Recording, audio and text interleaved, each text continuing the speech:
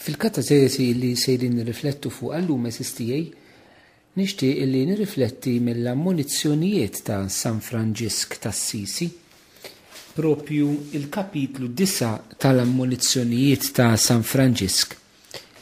San Franġisk eżistijaj f'din l-ammonizzjoni li wajati il-patrijiet Franġiskani jikteb hekk sejr naqra ħalli wara nkunu nistgħu anke nikkummentawha ftit flimkien.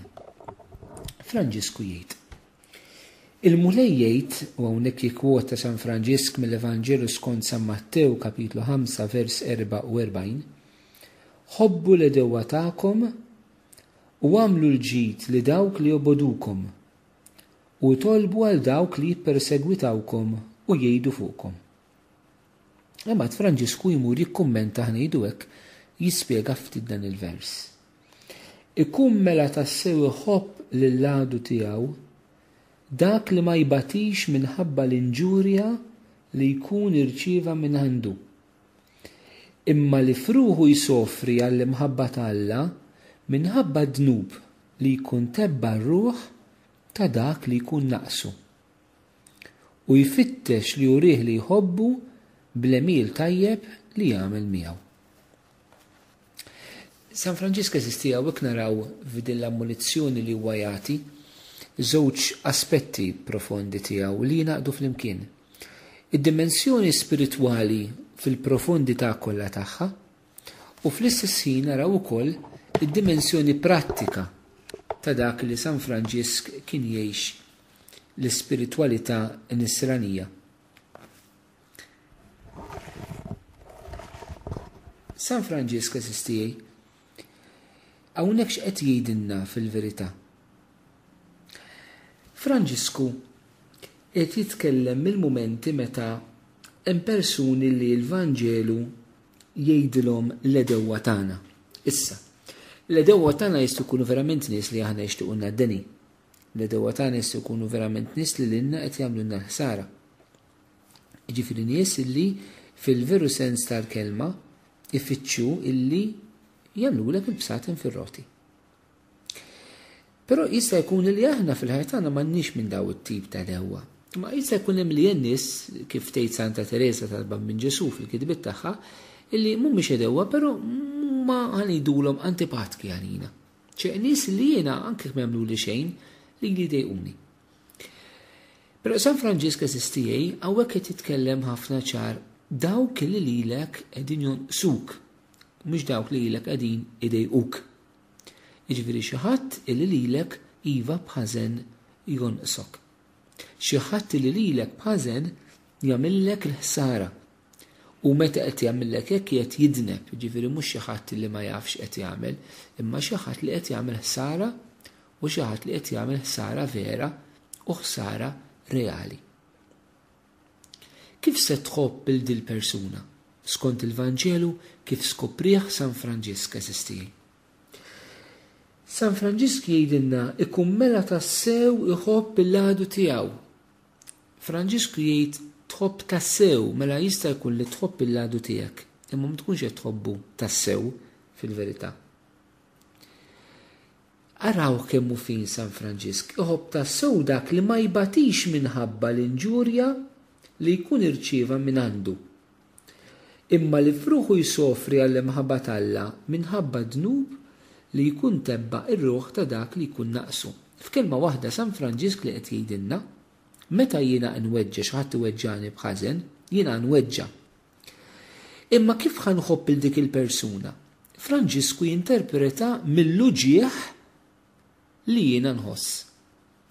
Jekk jiena nweġġa għax ġejt weġġajt jien, mod. Jekk jiena nweġġa għax il-persuna l-oħra fil-fatt li tweġġani qed tittebba ruħha bid-dnub huwa mod ieħor.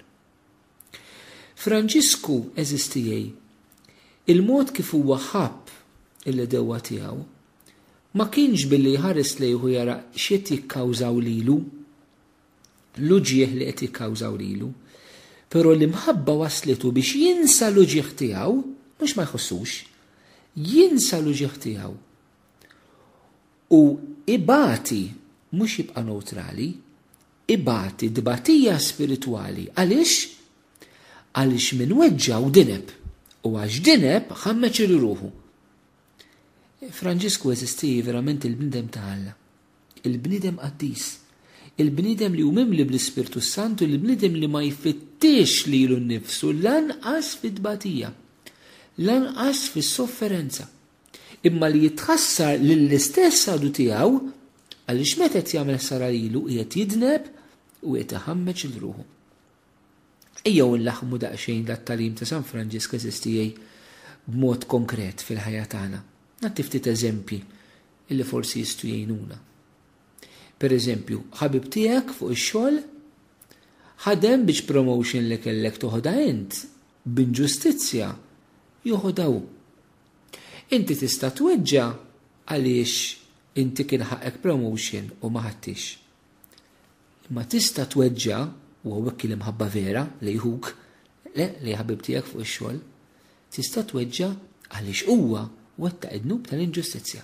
U inti tbati mhux għal ħażen li sar miegħek, imma l-ħażen li ħaddieħor qed jagħmel f'ruħu.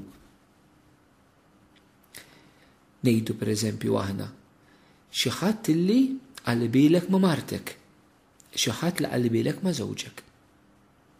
San Franġisk jgħidlek kif se tħobb il dan l-għadu tiegħek, għax ċertament dan huwa għadu tiegħek li ġa qalbilek ma' martek ma' żewġek.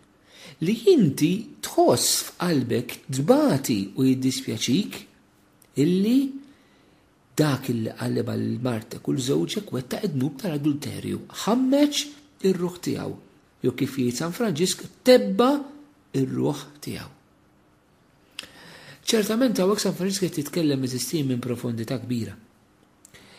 San Franġisk meta jitkellimna b'dan il-mod qed jgħidilna isma' r-relazzjonijiet ta' bejnietkom iridu jimbtu jimbnew fuq dak li huwa profondament spiritwali. Li hemm relazzjoni spiritwali li tmur lil hemm mir-relazzjoni naturali, mir-relazzjoni fisika, mir-relazzjoni tagħna bħala bnedmin. Imma Franġisku qed iħares lejn ir-realtà li l-għajnejn ma jarawx li l-realtà tar-ruħ. U dina tajjeb li aħna nistaqsu ftit dwarha. Jien nitnikket quddiem id-dnub ta' ħaddieħor mhux minħabba dak li d-dnub jikkawża lili, minħabba dak li d-dnub jikkawża lilu. Jiena nħobb il-ħaddieħor sal-punt li jinteressani iktar mis-salvazzjoni tiegħu milli minn dak li jagħmel lili jew ma jagħmilx lili. Jiddispjaċini vera meta xi ħadd jonqosni mhux għax naqas lili, imma li xed jidneb. Hemm dad-dispjaċir, hemm dal-interess bejnietna eżistijej bħala dix-xibli ta' Ġesu bħala mħabba. Qegħdin neħtlu f'dil profondità ma' xulxin. Franġisku eżistijej seta' jidħol f'dil profondità illi jitnikket li jbati qed jgħid. San Franġisku mhux qed jgħid jiddispjaċini ta' qed ikun ħafna imma isofri għall-imħabba ta' Alla. Minħabba dnub li jkun tebba r-ruħ ta' dak li jkun naqsu. Inti s-sofri, mux tejt għarja ħasra miskinja, imma dak kikum għamilli xie, kikum għaddinibx. Is-sofri għalli mħabba Alla, verament dbati, mux id-batija li jikkawżalek, dak li jkun naqsek, imma dbati meta tara l-ħattijħor fil-realtà ta' dnub. Ħafna drabi eżisti aħna ma jinteressanix mis-salvazzjoni ta' xulxin. Aħna interessanna l-nejxu ħajja tajba aħna forsi, ma jinteressanix li ħaddieħor pereżempju jista' jitlef ruħu l-infern. Taf li watta mħabba kbira li inti taħseb f'ħaddieħor kif nitolbu fir-rużarju eħlisna min-nar tal-infern u l-ġenna l-irbeħ kollha, l-aktar dawk li għandhom bżonn tal-ħnina tiegħek. Li jiena iva nħossu mbagħad li ħaddieħor jista' jitlef ruħu, inħossu mbagħad li ħaddieħor ikun fid-dnub, inħossu mbagħad li ħaddieħor jiġħad il-Kristu mhux jgħix fil-grazzja t'Alla. Il-Madonna fid-diritt tagħha eżistijej hija sinjal kbir ta' kif Alla jinpurtah mill-bniedem.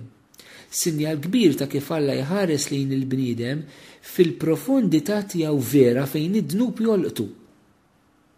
Id-dnub jolqot il-bniedem fl-iktar esperjenza intima tiegħu ma' Alla, ir-relazzjoni tiegħu ma' Alla li jista' jkissirha u li jista' jibniha. Madonna pereżempju ġewwa Fatima meta talbet sabiex aħna nitolbu għal konverżjoni tal-midinbin. Madonna rasalet meta diret tibki. Daw is-sinjali u l-fenomeni ta' Marija. Il-Madonna tibki, il-Madonna tider, il-Madonna li tilmenta, qalbu muġuwa. Għaliex hija l-uġieħ li joħroġ mill-imħabba, l-imħabba li tbati. L-imħabba li tbati meta tara l-persuni jitkissru fid-dnub. Kemm għandna bżonn eżistijej li aħna l-imħabba tagħna naħduha pass il qudiem. L-imħabba tagħna ma nħalluhiex sempliċement fuq livell materjali. Mhux nitħassru l-xulxin meta nkunu morda fiżikament biss, imma nitħassru nħossu meta nkunu morda spiritwalment ukoll. Is-seg dan nagħmlu eżistijej ħanidu hekk ma' min nkunu sejrin tajjeb miegħu li nieħdu ħsieb ir-ruħu. Araw bliema radikalità Franġisku japplika dan kollu għall-edewwa tiegħek.